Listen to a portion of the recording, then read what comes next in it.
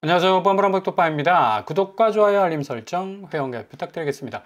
이제 오빠 시리즈가 다시 등장하고 있는데 이 반토막 거래가 계속해서 속출하고 있기 때문입니다. 이제 뭐 8억 받기도 힘들어 오빠 하면서 굉장히 집주인들이 발을 동동 구르고 있는 그런 기사가 지금 나오고 있는데요. 세종 어마무시하게 대선 전에 집값의 상승 궤적을 이끌었던 곳이었고 전국에서 유일하게 거의 뭐 서울을 넘어설 정도의 고지를 점령하는 고지전을 뭐 방불케 하는 엄청난 집값 궤적을 보여줬었는데 이제 뭐 대선 끝나고 본격적인 세종의 상승세가 더 드라이브를 걸지 않을까라고 예상을 했지만 어김없이 이 세종이라는 한계, 결국 이 수도권과 상당 부분 뭐 물리적 거리가 있고 또 특수한 어떤 행정수도라는 그런 한계가 있기 때문에 집값이 뭐 반등할 기미는 보였지만 그 기미만큼 현실적으로 따라주지 않은 그런 인프라적인 요소들 때문에 굉장히 집값이 지금 나락가고 있습니다. 세종 해들 6단지 전용 99제곱이 14억에서 8억대로 지금 하락하고 있습니다. 아마 이 세종에서 거의 탑 클래스에 들 정도로 굉장한 어떤 집값 궤적을 보여준 곳이 바로 이 세종 리버파크인데 7월 5일 그러니까 628 규제가 딱 시행되면서 이후로 집값이 계속해서 곤두박질 치기 시작을 했어요. 6월 12일 날 거의 뭐 최저가 7억까지 찍었다가 뭐 7월 5일 거래가 살짝 올라선 거래라고 하지만 최고가가 뭐 14억인데 그러니까 14억에서 8억 수순으로 이제 내려가니까 거의 10억까지는 어프하고 다시 수면 위로 올라오기는 굉장히 힘들다. 그만큼 지금 세종에 대한 관심이 굉장히 많이 반감되어 있기 때문에 투기적 수요가 상당 부분 뭐 세종으로 움직일 만한 또 좀 자금 회전이 거의 뭐 렉이 딱 걸린 상태 아닙니까? 이렇게 되다 보니까 서울도 힘든데 세종은 뭐 어떻겠습니까? 당연히 반토막 날 수밖에 없는 거고 나머지 단지들도 7월 23일 거래해 보니까 고운동 쪽에 8억 이 거래가가 지금 4억 거래됐어요. 4억짜리 아파트가 나오기 시작했다. 그러니까 이게 세종의 본래 모습이 이렇다는 얘기지. 결국에 지방 아파트는 3, 4억이면 충분해. 근데 세종은 미친 듯이 올라가지고 플러스 알파 10억이야. 14억, 15, 뭐 20억 찍내마나 했으니까 이게 얼마나 거품이 있긴 그런 가격대였습니까? 그리고 전세가도 뭐 매매가와 더불어서 동시다발적으로 하락을 하고 있고요. 6억 3천 정도, 66% 정도 빠지고 있네요. 그리고 도랫마을 이 4억 5천 정도 62%. 그러니까 대체로 전세가는 50% 이상 빠지고 매매가 역시 동반해서 절반 이상 가까운 수치로 빠지고 있다는 얘기입니다. 세종의 이 하락세는 굉장히 의미가 있는 게 전국 아파트 이 시세의 풍향계가 될 수가 있거든. 그만큼 투기적 수요도 강했고 세종을 중심으로 해서 어마무시하게 아파트 값을 올려붙인 그런 어떤 궤적들이 뭐 긁힌 채 남아있는 곳이기 때문에 충분히 다시 좀비처럼 살아오를 것이다 라는 전망 완전히 뽀개졌어. 그러니까 이후에 이제 뭐 충청권, 뭐 경북권, 경남권 너나 나나 할 것 없이 전국적으로 집값 자체는 상당한 이전 이후 그 어떤 시기보다 굵직한 어떤 하락폭을 그을 가능성이 높다는 얘기죠. 지금 충청권 중에 이 대전도 반토막이 속출하고 있습니다. 도안동이 이 대전 쪽에서 신도시 개발로 인해서 신축 아파트들이 많이 이제 들어선 그런 곳 아닙니까? 도안베르디움이 9억, 거의 10억 가까이 됐었는데 이게 지금 4억 7천 거래가 나왔습니다. 그리고 크로바 22억까지 갔었습니다. 50점. 야, 이 지방 아파트인데 어떻게 20억이 넘냐? 근데 18억, 4억 정도 하락했는데 한참 멀었죠, 여기도. 이제 반토막이 속출하고 있다는 건 그만큼 신축 단지, 또 신도시를 위주로 해서 뭐 때려졌던 아파트들 뭐 반토막 나는 거 뭐 당연한 수순으로 보이고요.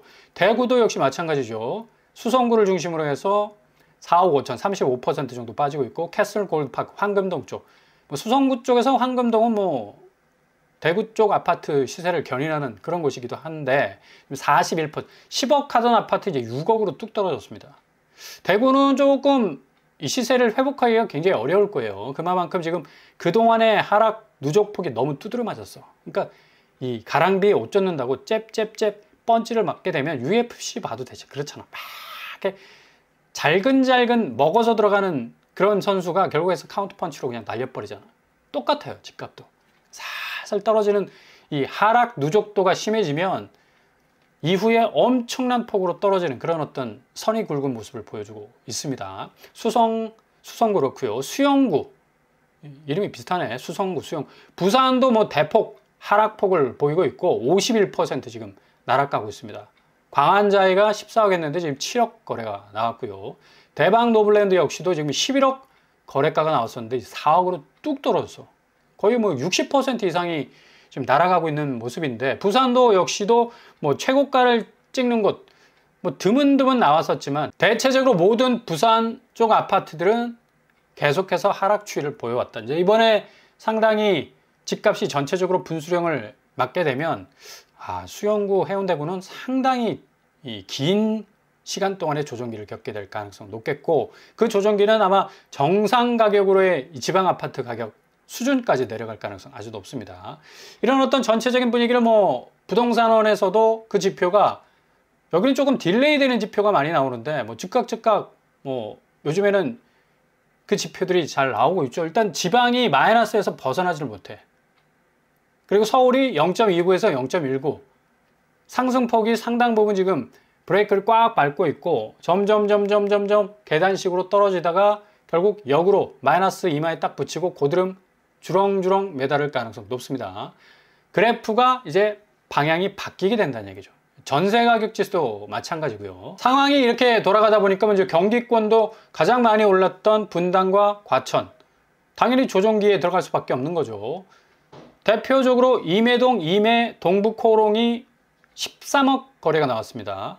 19억, 거의 20억 거래가를 찍었던 곳인데 6억 가까이 떨어졌어요. 충격적인 거래가 나왔다고 볼 수가 있는데, 주변 동네 사람들이 다 술렁거렸다고 그러잖아. 거의 뭐 30% 이상 하락했는데 분당구가 그동안 너무 올랐어. 뭐 이전에도 상승세를 견인하는 어떤 그런 입지였지만 2달 전부터 계속해서 집값이 뭐 거의 뭐 펌프질을 하는 것처럼 쑥쑥 그냥 콩나물 시루에 콩나물처럼 시세 견인력이 엄청났었는데, 이렇게 6억 정도 하락, 그러니까 제가 늘 말씀드렸죠. 5억 이상 떨어지게 되면 그게 진정 의미가 있는 거예요. 이게 진성, 그리고 좀 가성 볼 수가 있는데, 진성 하락의 의미가 충분히 있다는 얘기입니다. 그러니까 5억 이상 떨어진다는 것은 결국 집주인들이 털고 나가겠다는 얘기입니다. 일단 탈탈탈 털어서 계산기 두드려 보고 내가 손익분기점이 어느 지점인가를 딱 파악하고 그 선상에서 집값을 내고 해서 떠난다는 얘기죠. 그래서 6억 정도 하락을 해도 분당구는 집주인 입장에선 굉장한 이득을 볼 수 있는 또 파이의 괄호 안에 딱 들어가기 때문에 던지고 나오는 겁니다. 충분히 10억 이상 하락할 수 있는 그런 조짐 보일 수 있는 곳이 바로 분당이고요. 그만큼 올랐기 때문에 바로 등기 첫벌이잖아. 산 사람 13억 아주 싸게 샀다라고 생각하고 등기를 바로 친 것 같은데 13억에서 더 떨어질 수 있다.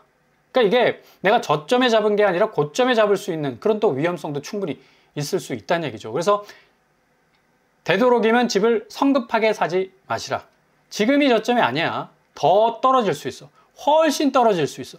그러니까 오늘 잡아버리면 이게 고점이 될 수 있고 내일 모레 잡아버리면 정말 저점이 될 수가 있다. 그만큼 지금 부동산 시장 자체의 가격 분수령이 확실하게 찾아오고 있다. 8월 달부터 아마 결판이 날 가능성 굉장히 높습니다. 그리고 마용성 중에 성동구, 청구 강변이 이번 주에 7월 24일 거래가 35억에서 23억, 무려 12억 떨어졌습니다. 12억 떨어져도 성동구가 얼마나 그냥 아파트 가격이 올렸냐면 지금 35억에서 23억입니다. 12억 떨어졌는데 20억대야. 성동구가. 그렇잖아. 그러니까 얼만큼 오른 거야 이게. 34% 떨어졌다 하지만 이게 20억대 밑으로 좀 떨어져야 되고 또 10억대 밑으로 좀 떨어져야지 성동구가 좀 정상적인 가격이 아닌가 생각이 됩니다. 너무 올랐어. 무슨 뭐 강남을 능가하잖아 이건. 중강남이라고 불렸던 과천은 뭐 자고 일어나면 1억이 오른다는 그런 소식이 파다했었는데 여기도 2022년 1차 폭락 때 무려 7억 원 정도가 단기간 안에 빠지는 그런 현상을 보여줬어요. 센트럴파크 프루지오 서밋이 21억 정도 했었는데 14억 5천만 원에 그 당시에 거래가 됐었고, 이런 쎄한 분위기 고스란히 이번 대출 규제 맞이하면서 7월 2일 거래가가 나왔는데 30억에서 27억, 3억 빠졌습니다. 아직도 갈 길이 멀죠. 과천에서 30평대, 40평대 아파트가 30억 한다. 이것도 좀 갸우뚱한 대목이고 3억 떨어져도 27억이야. 그러니까 20억 밑으로 떨어지기에는 아직 7억의 여분이 남아있는데 이게 단기적으로 쑥쑥 올라가기보다 뚝뚝 떨어지는 파이가 훨씬 반작용으로 작용해서 커질 가능성이 높다는 얘기입니다. 그러니까 세종이 제가 처음 말씀드린 것은 그만큼 모든 아파트 거래가에 제일 민감한 풍향계가 될 수가 있어요. 세종이 떨어지면 다 떨어져. 진짜로 지금까지 다 그랬습니다. 세종이 거의 반토막 나버리면 경기권부터 그냥 박살나기 시작해서 과천, 성남, 분당 너나 나나 할 것 없이 모조리 똘똘마리 하면서 떨어졌던 양상을 1차 하락시기에 고스란히 보여줬거든. 아마 과천도 7억 이상, 10억 이상 아주 단기간 안에 떨어질 가능성이 높아요. 잘 지켜보실 수 있길 바라고. 일단은 뭐 매수 의향도가 하락하고 있어. 사줄 사람이 없다는 얘기야, 기본적으로. 뭐 살 능력도 안 되지만 살 마음도 없다는 얘기입니다. 너무 올랐잖아. 너무 오른 아파트를 어떻게 살 능력이 있어. 대출 가지고 다 물고 들어갔었는데 이제 대출이 백업을 해주지 못하는데 기본적으로 6억 이상 못 받습니다. 당연히 수그러들 수밖에 없는 거지. 강동, 송파, 성동 계속적인 강세를 보였고 강동 나가서 떨어졌고 성동 나가 떨어지고 마포도 급격하게 하락하고 송파만 지금 찔끔찔끔 오르고 있는데 제일 중요한 건 이 시기에 계속해서 더 오르는 곳은 급락할 가능성이 굉장히 많아요. 그만큼 펌프질을 막 해대고 있기 때문에 기대감이 그 한쪽으로만 딱 몰려있기 때문에 풍선도 마찬가지나 후 하고 불면 너무 세게 불어버리면 어느 정도 좀 빵빵하게 찼을 때는 그만해야 돼. 스탑해야 되는데 스탑하지 못하는 거라. 그냥 브레이크가 안 걸려. 결국 빵 하고 터질 수밖에 없잖아. 송파구 지금 뭐 신고가 최고가 찍는 그 지역 굉장히 위험해요. 기본적으로 매수세가 안 깔려 있어. 접근이 불가하다. 이 부동산 시장에서 물건이 안 팔리면 당연히 뭐 가격은 나가리가 될 수밖에 없는 거고 지금 아파트 거래량만 봐도 서울 전체적으로 2213건에 불과합니다. 지금 7월달이. 직전달 6월달이 11,900건을 찍었었는데 2,000건으로 지금 뚝뚝 떨어지고 나가고 있잖아. 그러니까 거래량이 지금 상황에서는 거래가를 상당히 직격할 수밖에 없는 그런 상황으로 갈 수밖에 없는 거고 마포구 보십시오. 서울이 수직으로 떨어지고 있잖아. 마포구도 역시 마찬가지. 똑같은 어떤 이 양상을 보여주고 있는 그런 상황으로 가고 있다는 얘기입니다. 그리고 영등포구 역시도 728건에서 105건으로 엄청나게 지금 하락하는 그런 양상을 보여주고 있죠.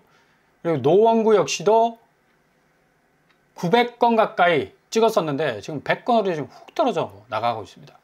상황이 이렇게 돌아가다 보니까 서울 전체 거래량은 앞으로 거래가에 상당한 영향을 끼칠 가능성이 높다.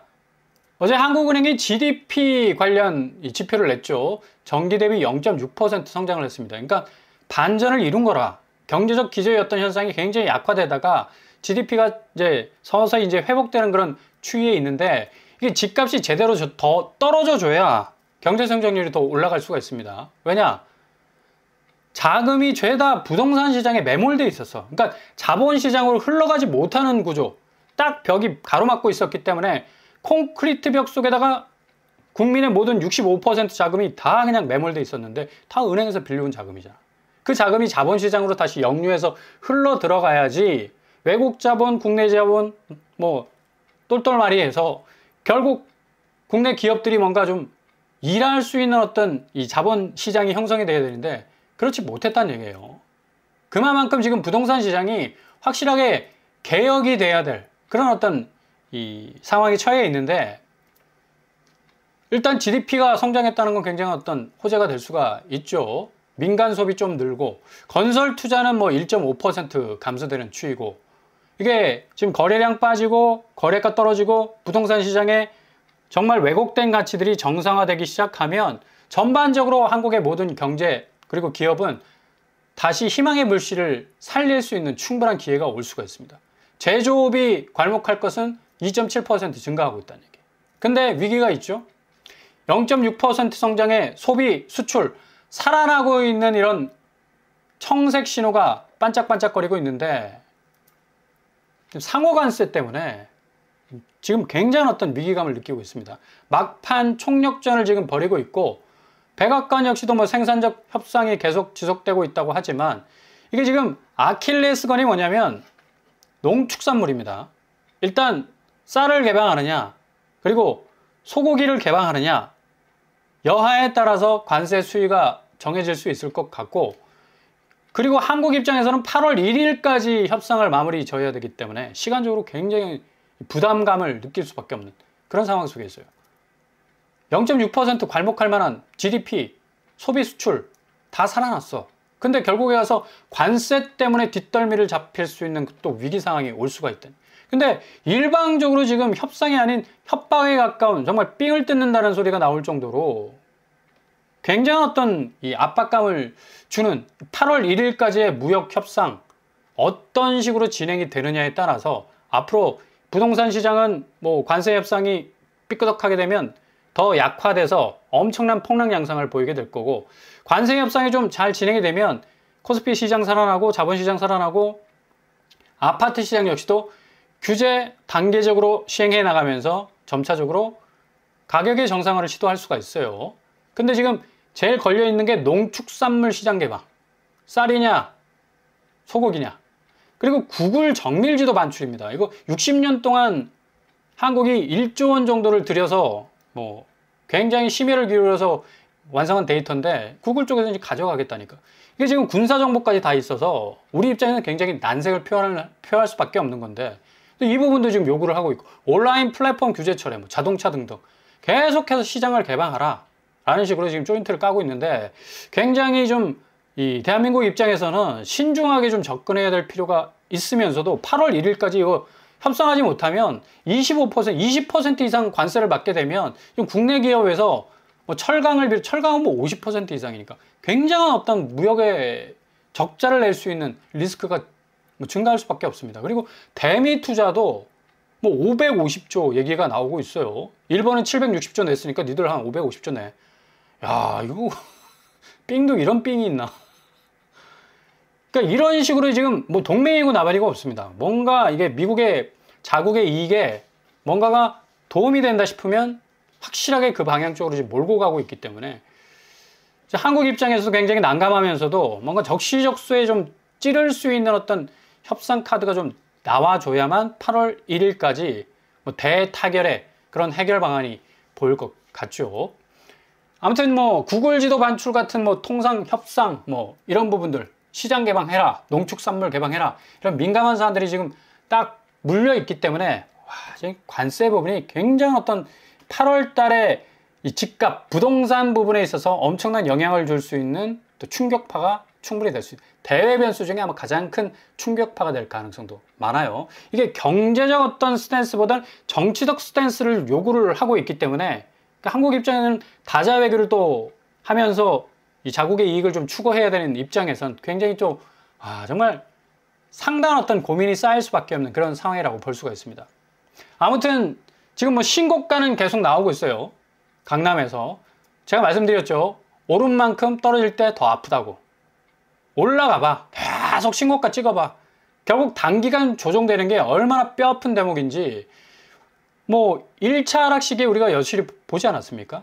그리고 미지의 뭐 서울 집값이라 하지만 4주 연속 계속해서 둔화되고 있는 추세.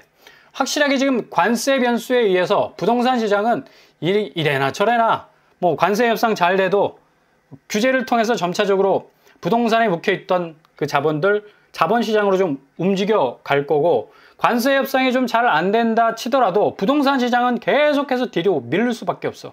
그만큼 무역 수지에서 빵꾸가 날 수밖에 없는 그런 리스크가 증가하기 때문에 상당히 민감한 수순으로 갈 수밖에 없는 그런 상황 속에 있다는 얘기죠. 그래서 8월달, 특별히 8월 1일 굉장히 중요한 날입니다. 그러니까 앞으로 어떤 결론이 나느냐에 따라서 한국의 부동산 시장 그리고 경제 기반의 모든 전반적인 그 방향들이 재설정될 수 있을 가장 중요한 날이라 볼 수가 있겠습니다.